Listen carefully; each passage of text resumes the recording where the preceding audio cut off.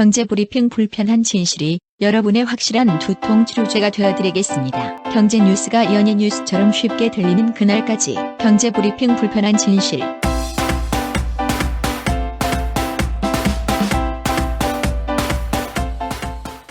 경제브리핑 불편한 진실 4월 25일 순서 시작하겠습니다. 주말 동안 박 PD는 뭐 특별한 일 없었었나요?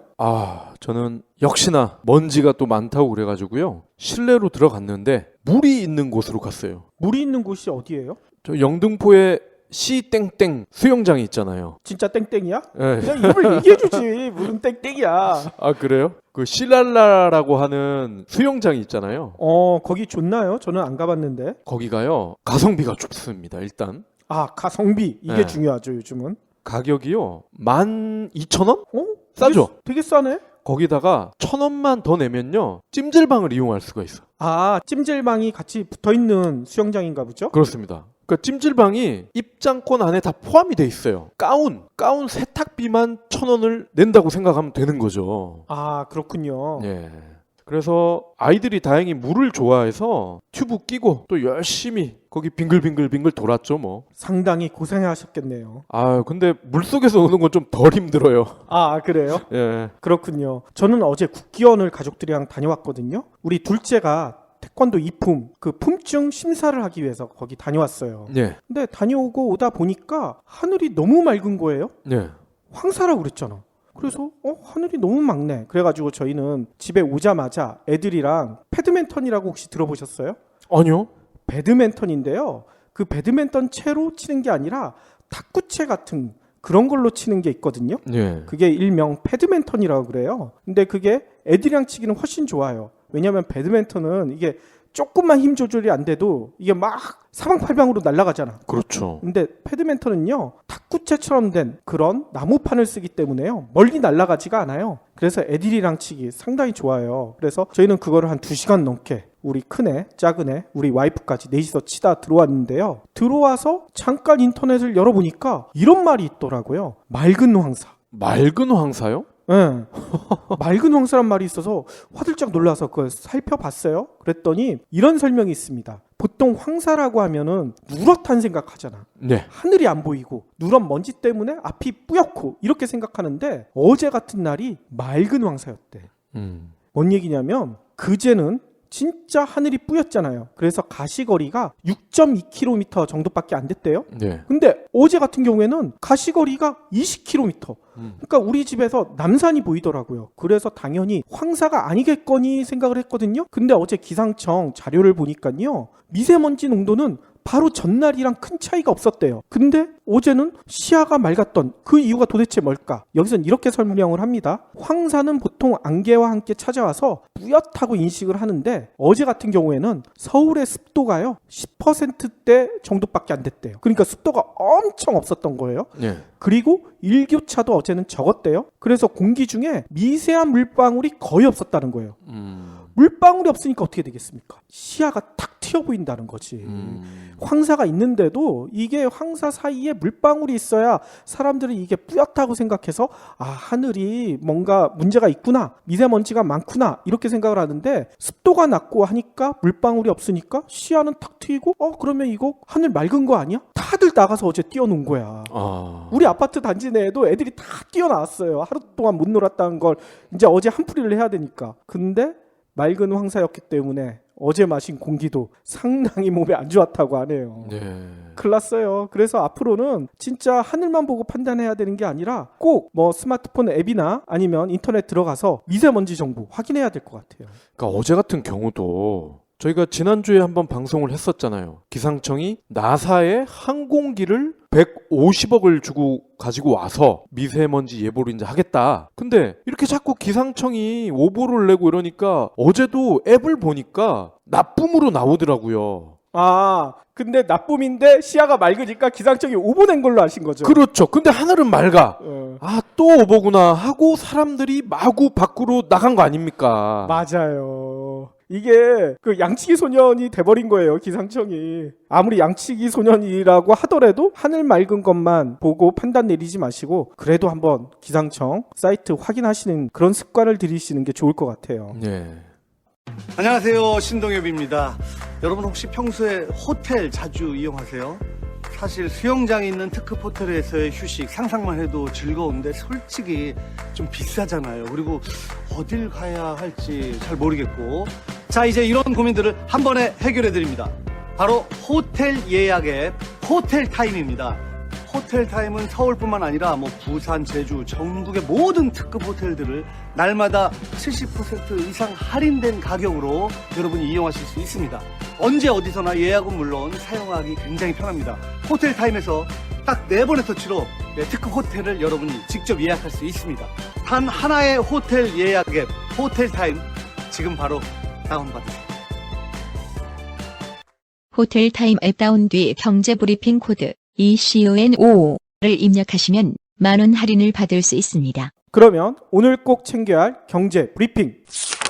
해운업이요. 2000년대 중반만 해도 엄청난 호황이었어요. 그렇죠. 우리나라 산업을 이끌어왔잖아. 근데 지금 해운업이 거의 붕괴 직전에 몰렸다고 하네요. 특히 해운업 중에 한진해운 있죠. 네. 한진해운이 오늘 채권단 공동관리, 즉 자율협약을 신청해버렸대요. 한진해운과 최대 주주인 대한항공은요, 벌써 이사회를 열었고요. 한진해운의 자율협약을 추진하기로 의결을 했고 오늘 신청서를 제출하겠다. 이렇게 발표를 했어요. 이런 발표는 이제 구조조정 이제 앞으로 하겠다. 그런 건데 한진해운의 이런 일방적인 발표가 과연 제대로 이행될 수 있을까? 참 의문이 많다는 얘기인 거죠. 특히나 자율협약 신청 전에 사전 조치나 계열사 경영권 포기 이런 내용이 포함된 계획서를 제출해야 하는데 이에 대한 사전 협의가 전혀 진행되지 않아서 논란이 커질 전망이라고 전문가들은 지적하고 있다고 합니다. 당연히 채권단에서도 이런 거 없는데 자율협약 우리가 왜 받아들여줘? 이렇게 나오고 있다는 거죠. 일각에서는 이런 얘기도 나오고 있대요. 한진해운과 비슷한 현대상선 있죠. 네. 현대상선은 벌써 지난달에 자율협약을 신청을 했대요. 근데 두 회사가 워낙 나쁘니까 둘 사이를 차라리 합치면 어떻겠느냐 이런 얘기가 나오고 있다는 거예요. 특히 이런 거는 정부에서 좀 검토하고 있다는 이런 의혹도 제기가 되고 있습니다. 그런데 전문가들은 양쪽이 어차피 자율협약을 신청할 정도로 회사가 망가져 있는데 합병을 한다고 해서 이게 살아날 가능성이 있느냐 이런 지적을 하고 있다는 거죠. 그렇죠. 망가질 대로 망가진 회사 합친다고 좋아질까요? 그러니까요. 더 큰 문제가 있어요. 근데 뭐냐면요. 이번에도 오너가의 도덕적 해이가 또 드러나 버렸어요.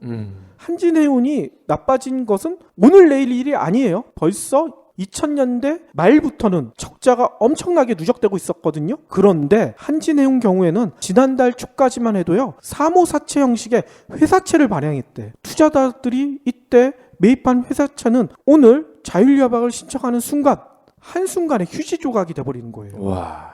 그런데 더 큰 문제는 한진해운의 전 회장이자 특수 관계자인 최은영 유스홀딩스 회장 있죠. 예. 이 일가가요. 자율협약 신청 발표 직전인 지난 21일에 한진해운 주식을요. 96만 주나 전량 처분해버렸대. 이게 공시가 나와버렸어요. 이게 뭔 얘기겠어요?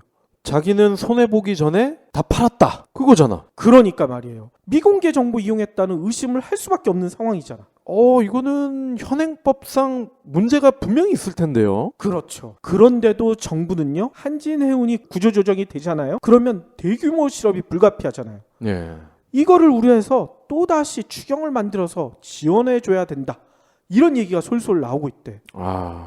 아니 추경은 또 우리의 피 같은 혈세잖아. 이 혈세를 집어넣는 게 아니라 아까 회장 일가가 처분한 그 수익 그거 가지고 이 회사부터 살려놔야 되는 거 아닐까요? 추경 받고 오너 일가들 다 쫓아내고 이거 어때?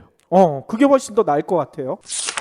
다음 소식입니다. 저축은행이 대부업체만큼 금리를 높게 받는다. 이런 비난을 받고 있다고 하네요. 아니 은행이잖아. 그렇죠. 은행이 대부업체만큼 많이 받으면 어떡해.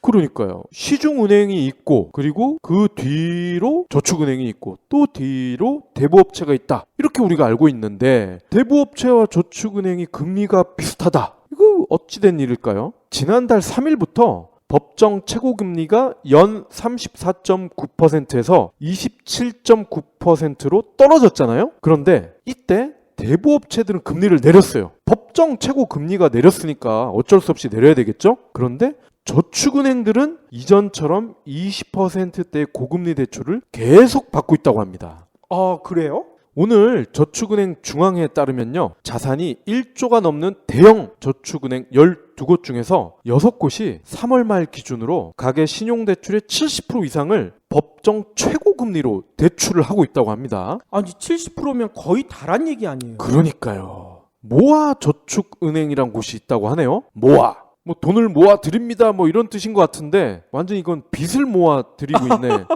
전체 신용대출의 94%가 약 연 27에서 27.9%래요. 우와. 1년에 27%면 와, 이거 진짜 엄청난 거 아닙니까? 그렇죠. 고리대금업이네. 가장 낮은 경우가요 24%였다고 합니다. 여기서 돈 빌렸다가는 진짜 패가망신하겠어요. 예, 그리고 OSB 저축은행 여기도 27에서 27.9%. OK저축은행 여기 유명하잖아요. 여기 배구단도 운영하는 데 아니에요? 그러니까요. 여기는요 전체 신용대출의 81.3%가 역시 27%대였다고 합니다. 와, 장난 아니네요. 그 외에도요 현대저축은행, 웰컴저축은행, HK저축은행 여기도 대형 저축은행이잖아요. 마찬가지로 사실상 법정 최고금리를 받고 있다고 하네요. 그러네요. 아니 그러면 대출금리가 이렇게 비싸면 예금금리도 높은가요? 문제는 이들 저축은행이요 보통 자기네 돈을 빌려주는 게 아니에요. 더 큰 은행으로부터 돈을 조달을 받거든요. 이거를 조달금리라고 하잖아요. 그렇죠. 근데 조달금리는 고작 1%야. 아니 1%의 돈을 빌려다가 29%의 이자를 물린다고요? 그러니까 이거 완전히 봉이 김선달이지. 우와. 아니 이런 저축은행들이 TV 광고를 왜 이렇게 많이 하는지 이제야 이해가 가네요. 많이 남거든요. 아 우리 저 세진이 형 창피하겠는데? 아 김세진. 요즘 구조조정 한파 때문에 걱정하시는 분들이 많잖아요. 그런데 이렇게 걱정하시는 이유가 예전 같은 경우에는 실직을 하고 구조조정을 당하더라도 바로 복직이 가능한 경우들이 상당히 많았어요. 네. 그런데 최근 들어서는요, 이런 복직이 잘 안 된대. 6개월 이상 장기 실직인 경우가 상당히 많이 늘어났다고 합니다. 오늘 통계청이 발표한 자료인데요. 올 1분기에 6개월 이상 실업 상태인 경우가요 11만 2천여 명. 그래서 1년 전보다 무려 57.1%가 증가를 해버렸대요. 1분기 실업자가 같은 기간에 5.9%밖에 안 늘었거든요. 근데 6개월 이상 장기 실업자는 57.1%. 차이가 너무 크잖아. 그러게요. 같은 기간에 3개월 미만의 실업자는요 겨우 3.4%. 이것도 겨우라고 하면 안 되겠네요. 아까보다 상대적으로 낮다는 의미입니다. 네. 그리고 3개월 이상에서 6개월 미만의 실업자는 오히려 0.6%가 감소를 했대요. 그러니까 장기 실업자만 주구장창 늘어나고 있는 거야. 이러니까 다들 회사에서 구조조정을 당하거나 이러면은 극단적인 생각을 많이 하게 되는군요. 그렇죠. 그런데 기존에는 단기 실업자 비중이 높고 이런 장기 실업자 비중은 상대적으로 낮았대요. 네. 왜냐하면 우리나라는 실업수당이나 이런 복지제도가 잘 안 돼 있잖아. 네. 사회 안전망이 아주 빈약하죠. 그렇기 때문에 6개월 이상 놀면 이게 생활이 안 되는 거야. 그래서 어떤 수술을 쓰더라도 다시 취업을 한다고요. 근데 요즘에는 뭔 일이 벌어졌냐면 경기가 너무 나쁘니까 복직을 하고 싶은데 할 데가 없는 거야. 네. 그러니까 장기 실업으로 빠질 수밖에 없다는 거죠. 한 전문가는 이런 얘기를 했었어요. 단기 일자리를 경험하고 나서 재취업으로 연결되지 못하는 사례가 점점 늘어나고 있다. 경기 불황 때문에 기업이 신규 채용을 줄이다 보니 실업자들이 갈 곳이 없다. 이거 어떻게 해야 되느냐. 이런 얘기를 하고 있다고 합니다. 한번 실업자가 되면 자칫하면 영원한 실업자가 될 수도 있다. 이런 우려가 점점 커지고 있다는 거예요. 실제로 제 주위의 사람들을 봐도요. 회사를 자발적으로 나오든 구조조정을 당하든 6개월 이상은 보통이더라고요. 서울 지하철 9호선 타보셨나요? 저는 직접 타본 적은 없고요. 소문만 들었죠. 그 악명이 대단하더라고요. 진짜 헬 조선이 따로 없습니다. 특히 출근 시간대 장난이 아니거든요. 근데 이유가 있었어요. 알고 봤더니 지하철 편성수 자체가 적고요. 그리고 한 지하철이 량이라는 표현을 쓰잖아요. 보통 우리는 칸이라고 그러는데 이 량수가 현격히 적네요. 아, 다른 노선에 비해서? 예. 서울시가요. 그래서 9호선을 이제는 8차량을 추가로 늘리고 그리고 량 기준으로 32개를 늘린다고 합니다. 오호. 다음 달 중순부터 새로운 전동차가 들어오기 때문에 이게 가능하다고 하고요. 시운전을 거쳐서 8월 말부터는 출근 시간에 조금 여유가 생기지 않을까 그렇게 예상이 되네요. 9호선이요. 현재 36편성 114량인데 이제 연말에는 44편에 176량으로 늘어나는 거예요. 아, 그렇군요. 그리고 심지어 지금 4량짜리가 있다는 거예요. 지하철이. 아니, 한 번에 차량이 4개밖에 안 붙어 있는 거예요? 그렇죠. 4칸짜리라는 거죠. 와. 9호선이 3단계가 개통을 앞두고 있다고 합니다. 이 3단계 구간은요. 잠실운동장에서 서울보훈병원까지 오호. 여기가 이제 개통이 되면은 편성이 45에서 49로 늘어나고요. 4칸짜리 이게 다 사라지고 앞으로는 6칸짜리로만 다닌다고 합니다. 이렇게 진작에 됐어야죠. 아니, 그런데 지하철 9호선이 진짜 그렇게 헬조선을 맛볼 수 있을 만큼 심각한가요? 이 전철에 혼잡도라는 개념이 있더라고요. 혼잡도. 혼잡도. 오전 7시 30분에서 8시 30분. 이때가 가장 이동 인구가 많을 때 아닙니까? 출근 시간이니까. 예. 요때 혼잡도를 측정을 했더니 234%. 이게 어떤 의미냐면요. 정원의 2.3배 수준이다. 원래 타야 되는 인원보다 2.3배가 더 탔다는 얘기 아니에요? 그렇습니다. 어떻게 이게 더 탈 수가 있어요? 푸시맨이 막 미니까. 밀어줘서. 근데 이 푸시맨이 따로 있는 게 아니라 나중에 타는 사람이 푸시맨이야. 서로가 막 밀어버리는군요. 그렇죠. 타기 위해서. 몸과 얼굴이 밀착이 되죠. 그리고 숨쉬기도 힘들고 특히 출입구 쪽 여기는 더 사람이 많단 말이죠. 그렇겠죠. 아무래도 이제 곧 내려야 되니까 그 앞에만 몰려 있을 거 아니에요. 예, 그리고 이게 또 비용 계산까지 돼 있네요. 혼잡 비용이 9호선이요. 560억에 달한대요. 오호. 560억. 전 노선의 차내 혼잡 비용은 2,317억인데 2호선이 가장 많아요. 785억. 그러니까 이 혼잡 비용은 그런 거죠. 사람들이 많이 타고 내리면 아무래도 기차가 멈춰 있는 시간이 길어지겠죠. 그러겠죠. 그죠? 그로 인해서 출퇴근 시민들의 출근 시간이 늘어나고 이런 비용을 다 계산을 한 겁니다. 2호선이 가장 많고 9호선이 두 번째더라. 재밌네요. 박 PD는 스마트 밴드 쓰고 계시나요? 저 예전에 초창기에는 몇 번 써봤는데 저는 이 개인적으로 몸에 뭐 이렇게 걸치는 걸 싫어해가지고 그 뒤로는 안 쓰고 있죠.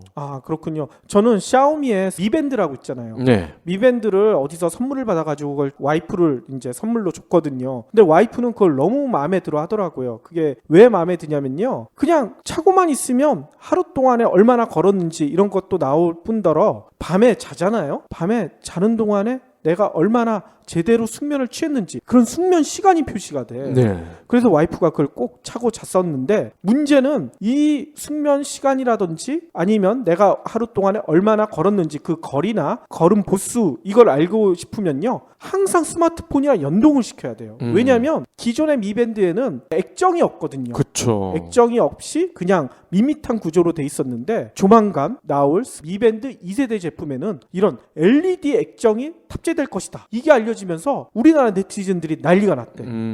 이거 다시 또 사야 되겠다. 실제로 중국의 IT 전문 매체인 기즈모 차이나가 어제 레이준 샤오미 CEO가요. 출시를 앞둔 미밴드 2를 착용한 사진을 공개를 했어요. 그런데 이 사진을 보니까 이 미밴드에 LED 액정이 있다는 거야. 그래서 이번에는 액정이 분명히 탑재될 것이다. 이렇게 보도를 한 거죠. 그러면 가격이 조금 오르겠네요. 가격이 조금 오를 가능성이 상당히 높긴 높아요. 그런데 원래 미밴드 자체가 가격이 엄청 쌌잖아. 대륙의 실수의 대표 제품이었잖아요. 그렇죠. 지금 국내에서 미밴드 1세대 제품을 살 때요. 2만 원이 안 돼요. 17,000원, 19,000원이면 살 수가 있어요. 그런데 이게 LED 액정이 들어가도 아무리 비싸져 봤자 3만 원 아니면 4만 원 정도면 살 수 있지 않을까. 네티즌들은 그렇게 기대를 하고 있다고 합니다. 그러면 충분히 가성비 짱이죠. 하긴 소니나 삼성의 스마트 밴드는 10만 원이 넘잖아요. 그렇죠. 미 밴드 2는요. 다음 달 10일에 공개될 전망이라고 알려져 있고요. 또 하나 재미난 게 있어요. 요즘 드론이 엄청난 대세잖아. 그쵸? 그런데 혹시 이 미 밴드를 이용해서 드론을 조정할 수 있지 않을까? 네티즌들 중에 이렇게 기대를 하는 사람들이 있대요. 밴드에서 어떻게 조정을 하죠? 샤오미가 얼마 전에 특허를 출원했대요. 그 특허의 내용이 뭐였냐면요. 미 밴드를 이용해가지고 손짓으로 드론에게 간단하게 명령을 보낼 수 있는 그런 특허 내용이 들어있대요. 그래서 혹시나 요번에 출시되는 미 밴드 2에도 이런 기능이 들어가 있지 않을까. 그러면 샤오미 같은 경우에는 미 밴드도 팔고 그 미 밴드와 연동되는 드론까지 팔아먹을 수가 있잖아. 하긴 생각해 보니까요. 엑스박스도 그런 거 있잖아요. 스포츠 게임을 이렇게 몸을 움직이면서 하면은 안에 있는 그 캐릭터들이 따라서 움직이잖아요. 그렇죠. 키넥트죠, 그게. 네. 동작 인식 게임인데 뭐 그런 거 비슷하게 아마 기능이 충분히 들어갈 수 있을 것 같아요. 아무튼 중국 대륙의 실수의 영향력이 점점 더 커질 것 같다. 이런 전망이 충분히 가능할 것 같습니다. 네.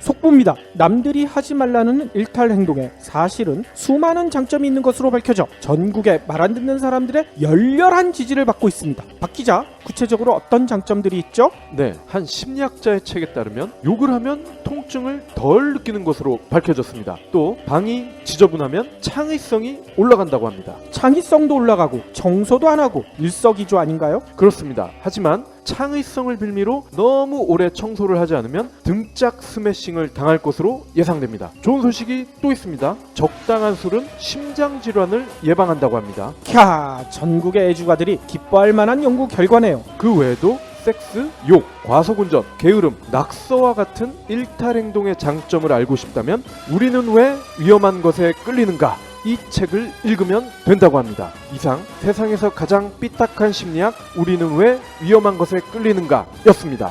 도서출판 한빛비즈.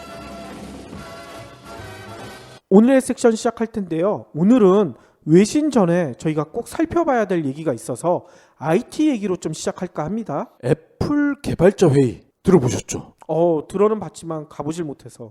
요게 애플 월드와이드 디벨로퍼스 컨퍼런스 줄여서 WWDC라고 쓰는데요. 애플이 매년 6월 캘리포니아에서 개최하는 회의거든요. 근데 주로 이제 애플이 개발자들을 위해서 새로운 소프트웨어와 기술을 공개하는 컨퍼런스란 말이죠. 근데 여기에서 다루는 내용들이 워낙 수준이 높고 그리고 향후 5년, 길면 10년 내다볼 수 있는 것들이 공개가 되니까 일반인들도 서로 들어가려고 막 경쟁을 하는 거예요. 그렇죠. 그래서 작년에도요, 제 기억에 일반인이 만약에 여기를 들어가려면은 200만 원인가? 300만 원을 표를 사야 되는 거야. 오호. 그 실제로 스티브 잡스 엉아가 돌아가시기 전에 거의 매년 기조연설을 했었단 말이죠. 그러니까 스티브 잡스를 보는 재미도 있었던 거죠. 그러겠네요. 예, 실제로 iOS라든지 아이폰, 패드, 맥북 다양한 제품들이 이 자리에서 처음 공개가 됐습니다. 구글도 비슷한 게 있어요. 구글 I/O, 구글 개발자 회의인데요. 여기도 워낙 유명한 강연자라든지 정보라든지 이런 게 많이 나오다 보니 애플 개발자 회의와 거의 동급이 돼버렸어요. 여기도 레리 페이지 이런 창업자들이 기조 연설을 거의 매년 하고 있고요. 이것도 입장료를 받나요? 여기도 인기가 많으니까요. 일반인들은 거의 100만 원 정도 표를 사야 된다고 해요. 우와, 장난 아니네요. 학생, 교수 이런 분들은 DC를 해줘요. 그래도 33만 원. 아이, 팟캐스터들은 DC 안 해주나요? 안 해줄 것 같아요. 아이, 치사해. 거의 매년이요. 티켓이 오픈을 하잖아요. 40분 만에 매진이 돼버린대. 우와, 장난 아니군요. 그것도 이 구글은 또 콧대가 높아서요. 아무나 살 수가 없어. 구글 플러스 있죠. 알죠. 예, 구글의 페이스북이라고 해야 되겠죠? 이 구글 플러스 계정이 있어야 되고, 그리고 구글 월렛, 구글 지갑 있잖아요. 이 두 가지 계좌를 모두 가지고 있어야만 이 표를 살 수가 있어. 아니, 나는 구글 플러스 계정은 있는데 구글 원래 계정은 없는데 어떻게 해요? 그런 사람은 못 사요. 우린 못 가겠네. 예. 여기에서도 넥서스 폰, 크롬북, 무인 자동차, 그 유명한 구글 글라스 다 처음 소개가 됐던 곳이란 말이죠. 그렇군요. 아니 근데 제가 왜 이 두 가지 개발자 회의를 설명을 드렸냐? 다행히 한국에도 이런 이벤트가 있습니다. 아니 우리나라에도 이런 이벤트가 있다고요? 그럼요. 도대체 어디예요? 그러니까 제가 이거 안타까워서 소개를 드리는 거예요. 사실 넥슨 개발자 컨퍼런스라는 게 있습니다. 넥슨은 게임 회사잖아. 그렇죠. 넥슨 디벨로퍼스 컨퍼런스인데요. 줄여서 NDC. 여기가 게임 개발자들이 나와서 강연을 하는 거 아니야? 맞습니다. 그런데 게임 개발자들만 강연자로 나오진 않는다는 거죠.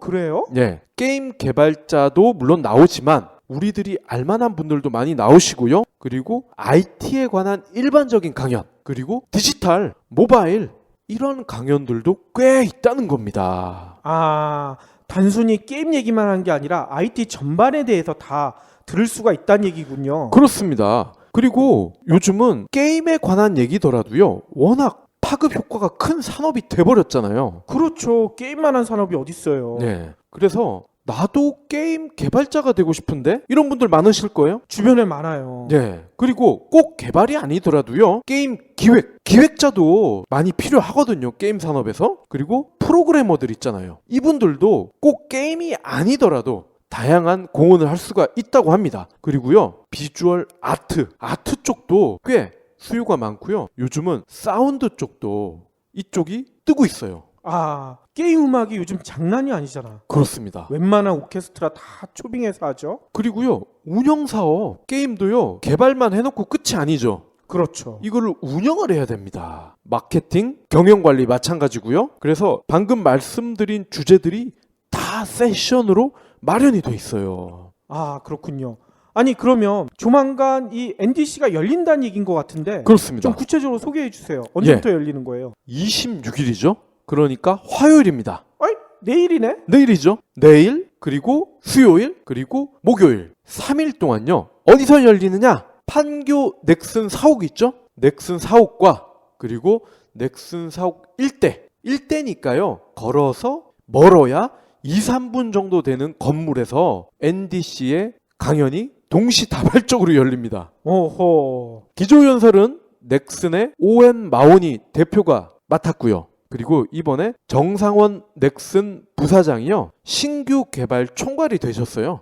그래서 이분이 색다른 시각으로 다양성을 주제로, 그러니까 게임 얘기만 하는 게 아닙니다. 다양성을 주제로 기조연설을 같이 오웬 마오니 대표와 하실 예정입니다.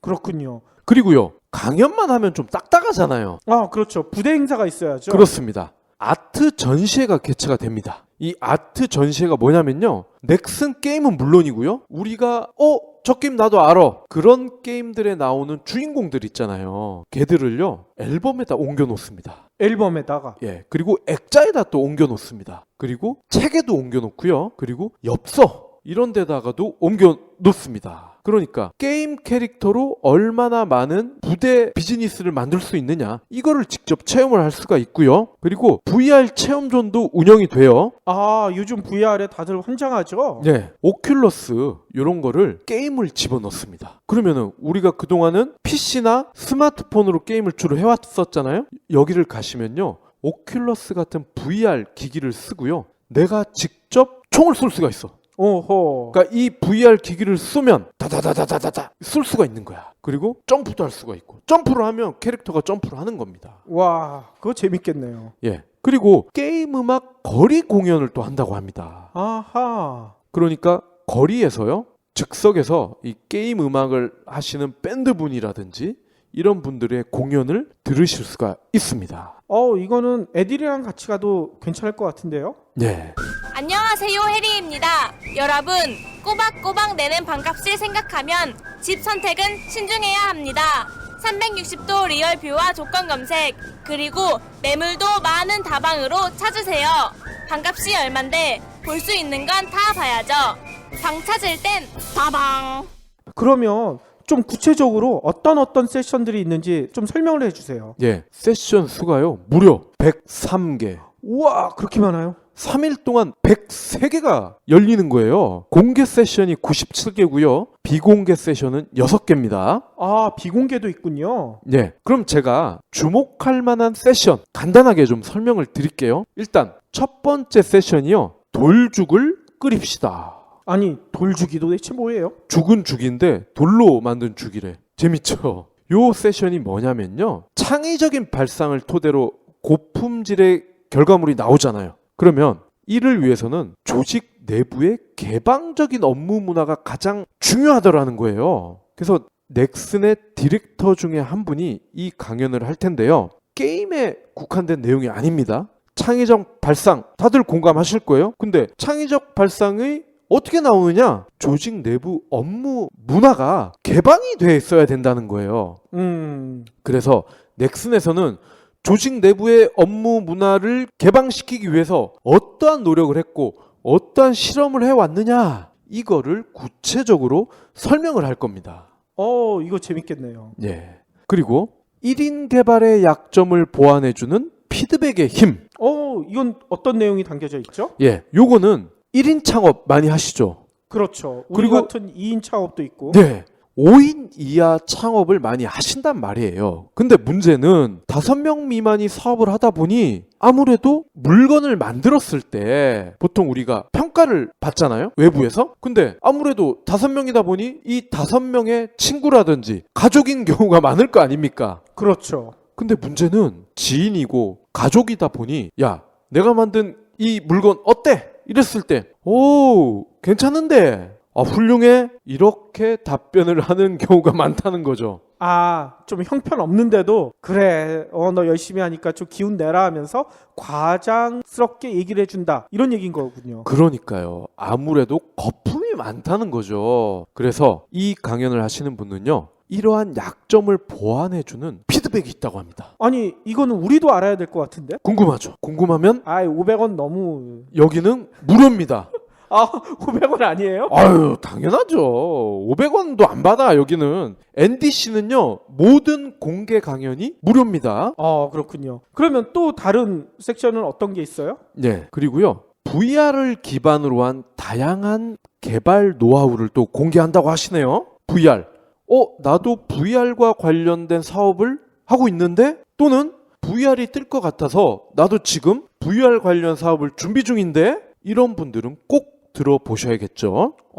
그렇군요. 그리고요, 장수 상품 있잖아요. 장수 상품. 안성탕면. 그렇죠. 초코파이 뭐 이런 것들. 그리고 장수 옥돌 침대도 장수를 하고 있죠. 이러한 물건들의 공통점은요.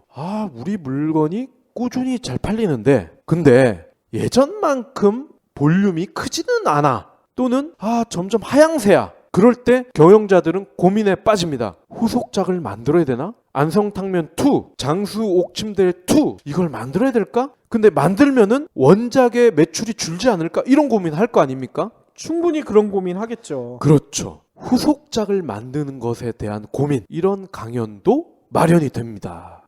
이거 우리도 필요할 것 같아요. 이제 경제 브리핑 불편한 진실 2를 만들어야 될까 말아야 될까 우리도 고민해야 되잖아. 예. 그래서 강연을 맡은 분들이요. 서든어택 그리고 바람의 나라 요거를 운영하시는 분들이 바람의 나라가 20년이 넘었어요. 그렇죠? 그렇게 오래됐군요. 서든어택도요. 제 기억에 입사를 했을 때 그때 아마 이게 뜨기 시작했으니까 이것도 10수년이 지났단 말이에요. 벌써. 그렇죠. 그러니까 이들 상품을 운영했던 분들이 똑같은 고민을 지금도 하고 있거든요. 그래서 후속작을 만든다는 것에 대해서 같이 고민을 하실 것 같습니다. 그러면 혹시 이런 세션은 없나요? 나는 게임 개발자가 되고 싶은데 이런 분들한테 도움되는. 당연히 있습니다. 아무래도 넥슨에서 하는 개발자 회의다 보니 게임 소프트웨어 개발자가 되고 싶은 분들을 위해서 가이드라인을 또 마련을 해 주십니다. 게임 개발에 필요한 직군들을요 다양하게 살펴보고요. 클라이언트, 서버, 플랫폼 좀 더 세분화를 해서 소프트웨어 개발자 정보를 구체적으로 알려드린다고 합니다. 그리고 저는 이 2가지 강연이 눈길이 가요. 비디오 게임 작곡, 음악. 그렇습니다. 게임 음악이죠. 그리고 대도서관 아시죠?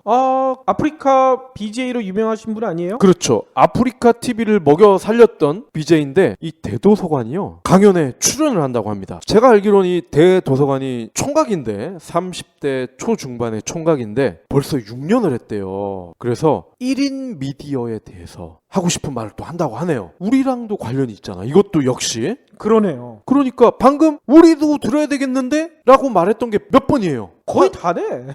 진짜 한 대여섯 번은 되는 것 같아. 그만큼 요즘 모바일 시대, 디지털 시대에 부합하는 강연이 많다는 얘기입니다. 저희 청취자분들도요. 모바일 시대, 디지털 시대에 내가 적응을 해야 되겠다. 살아남아야 되겠다. 사업을 준비 중이다. 이런 분들은 시간이 되시면 판교 넥슨 사옥에 가셔서요. 직접 들어보시면 가장 좋고요. 다행히 강연이 오전 9시 50분부터 시작이 돼요. 9시 50분부터요. 1시간 또는 1시간 반 요 단위로요. 강연이 동시다발적으로 열려. 그러니까 내가 이 강연 못 들었네 해서 실망하실 필요가 없어요. 다른 곳에 가셔서 그 시간대에 다른 강연을 들으셔도 되고요. 아니면 그 강연이 끝난 다음에 1시간 90분마다 차곡차곡 새로운 강연이 열리니까요. 타임테이블에 있는 장소만 확인을 하신 다음에 무료로 강연을 들으실 수가 있죠. 아니 그런데 나는 지방에 사는데 판교까지 가야 돼요?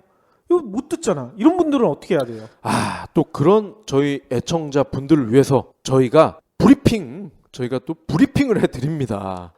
그러면 NDC의 주요 세션을 브리핑을 해서 알려주신다는 얘기인 건가요? 그렇습니다. 저희가 내일부터는요. 브리핑이니까 간단하게 저희가 핵심만 뽑아서 주요 강연의 정수를 또 저희 애청자분들에게만 공개를 할 예정입니다. 그렇군요. 1시간 강연을 10분 안에 요약을 해서 알려드리는 거죠? 예. 그러니까요. NDC가 애플, 구글의 개발자 회의 못지않은 컨텐츠가 있다 말씀을 드렸잖아요. 이거를 저희만 알고 있기엔 좀 아깝잖아. 애청자분들께도요. 저희가 핵심만 콕 집어서 전달을 드릴 테니까요. 화요일, 수요일, 목요일 NDC 브리핑도 많은 기대, 청취 부탁드립니다. 혹시 기부해보신 적 있나요? 이런 질문을 하면 나 먹고 살 것도 없는데 기부는 무슨? 기부는 션, 정혜영, 김장훈이나 하는 거 아니야? 라고 하시는 분들이 많습니다. 하지만 기부는 돈 많은 연예인의 전유물이 아닙니다. 무료 기부 사이트 위시플렉스에 접속하면 누구나 기부천사가 될 수 있습니다. 어떻게 가능하냐고요? 위시플렉스의 나만의 위시에서 매주 마음에 드는 신상 10개만 고르면 됩니다. 물론 사는 것이 아니라 찜만 하는 겁니다. 그러면 기부머니 500원이 매주 생기죠. 이 기부머니를 경제브리핑, 불편한 진실 같은 프로젝트에 후원할 수 있습니다. 참 쉽죠? 보너스도 있습니다. 매주 추첨을 통해 골라놓은 신상을 최대 90% 할인된 가격으로 살 수 있는 기회도 제공합니다. 기부도 하고 신상도 챙기고 그야말로 꽉 먹고 알 먹고입니다. 이래도 기부는 나와 상관없는 딴 나라 이야기라고 하실 건가요? 당장 위시플렉스에 접속해 자랑스러운 기부천사의 이름을 올리세요. 마지막으로는요. 제가 어제 페이스북에서 본 유튜브 동영상을 좀 소개시켜 드릴까 해요. 저는 한 10번을 반복해서 봤거든요. 너무나 감동적이고 또 재미도 진짜 쏠쏠해요. 뭔 동영상이냐면요. 이런 장면이 나옵니다. 일본 고등학교인 것 같아요. 아침 조회 시간 운동장에 학생들이 딱 줄 맞춰서 딱 서 있어요. 네. 그러니까 교장 선생님이 근엄한 표정으로 딱 올라오죠. 그래서 이런 얘기를 하실 것 같잖아. 사랑하는 단국 중학교 뭐 이런 식으로. 조국과 민족의 무궁한 영광을 위하여. 그렇죠. 그런데 반전이 있어요. 갑자기 교장 선생님이 마이크를 록스타들처럼 그러니까 거꾸로 휘어잡는 거야. 그리고 노래를 부르기 시작해요. 근데 뭔 노래를 부르는 줄 아세요? 퀸의 Will Rock You란 노래 아시죠? 네. 이 노래를 불러. 그러니까 선생님들도 교장 선생님 교단 밑에 도열을 하고 있었는데 선생님들까지 갑자기 합창을 하면서 춤을 추기 시작해. 네. 학생들이 깜짝 놀라잖아요. 그런데 학생들이 그 노래를 듣자마자 어떤 행동을 취했는지 아세요? 모에 이끌듯이 교문 밖으로 막 뛰어나가기 시작해. 음악은 점점 소리가 커져. 근데 이 학생들이 교문 밖으로 일제히 뛰어나가기 시작하니까 그 뛰어나가는 거리에 또 아파트에 시민들이 학생들을 보고 환호성을 쳐요. 그리고 노래도 쫓아해. 그러면서 자막이 나오기 시작해요. 한심한 얼굴을 하고 있는 학생 여러분, 지금은 깨닫지 못하고 있겠지만 큰 힘이 그대들 안에 잠자고 있어. 마음대로 하면 될 것이야. 아무것도 할 수 없는 너희들은, 가능성만 있는 너희들은, 자신감 없어 보이는 얼굴은 그만둬. 자신을 더욱 높이란 말이야. 움직여, 움직여. 세계를 움직여.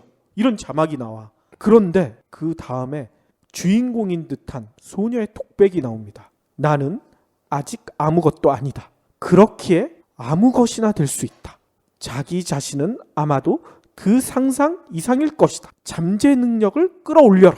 듣는 것만 해도 좀 감동적이지 않으세요? 그렇죠. 그리고 위윌라큐가 굉장히 신나는 음악이잖아요. 그러니까 말이에요. 그래서 도대체 이 동영상 어디서 만들었는가? 맨 마지막에 그 해답이 나옵니다. 네. 뭐냐면요. 이게 약간 이거 보고 조금 실망했는데 포카리 스웨트 있죠. 네. 포카리 스웨트 음료 광고였어요. 음. 근데 음료 광고인데 이렇게 의미 있는 내용이 담겨져 있어. 너무나 놀랍잖아요. 일본의 광고가 요즘 이렇게 의미 있는 광고들이 상당히 많은 것 같아요. 지난번에 저희가 리크루트 광고도 한번 소개시켜 드렸잖아요. 네. 그것도 보신 분들은 상당히 놀라셨을 거예요. 이렇게 광고를 하는 방법도 있구나. 포카리 스웨트도 그에 못지않다는 생각이 들었어요. 우리나라 포카리 광고 보면 항상 청순 미녀가 나와서 물에 발 담그고 그런 것만 하는데 그러니까 말이에요. 참 차이가 나요. 광고 모델 얘기하니까 좀 소개를 시켜드리자면 이 광고의 모델이요. 우리나라에서도 되게 유명한 모델이에요. 령이라는 영화 아세요? 저주받은 사신, 공포 영화. 여기에 주인공으로 출연했던 배우인데요. 1997년생 여배우인 나카조 아야미 이분이거든요. 네.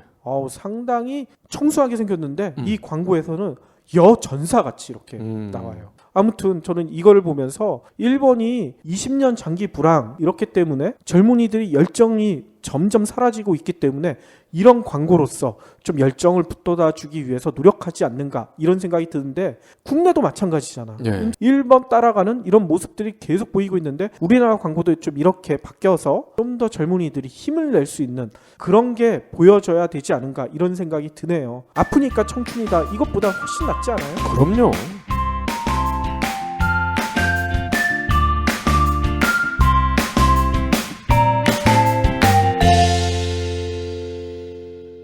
경제브리핑 불편한 진실 완수해 주셔서 감사합니다. 하트 투척, 댓글 남기기, 계좌 후원 등 다양한 방법으로 힘을 보태주세요. 계좌 정보는 경제브리핑 팟빵 공지 코너에 있습니다.